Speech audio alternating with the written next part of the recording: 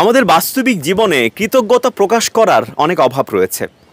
আমাকে যদি কেউ ছোট্ট একটা কোনো উপকার করে, আমি কৃতজ্ঞ চিত্তে তাকে ধন্যবাদ জানাই। কিন্তু আমি অনেক ক্ষেত্রেই দেখেছি, আমি একটা মানুষকে হেল্প করলাম, সে ন্যূনতম একটা কৃতজ্ঞতা প্রকাশও করলো না, সে একটা ধন্যবাদও জানালো না। আমার কাছে মনে হয় যেটা খুবই ব্যাড প্র্যাকটিস। এই ম্যানার্সগুলো, এই ভদ্রতা বোধগুলো অনেকেই জানে না।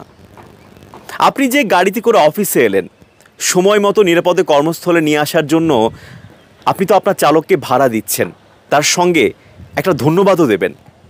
আর দৈনন্দিন জীবনে যদি আপনি কৃতজ্ঞতা প্রকাশ করেন, তাহলে অবশ্যই আপনি অনেক বেশি ভালো থাকবেন। কৃতজ্ঞতা আপনি প্রকাশ করুন আপনার স্রষ্টার কাছে, যিনি আপনাকে বাঁচিয়ে রেখেছেন, যার কারণে আপনি সুস্থভাবে নিঃশ্বাস নিতে পারছেন।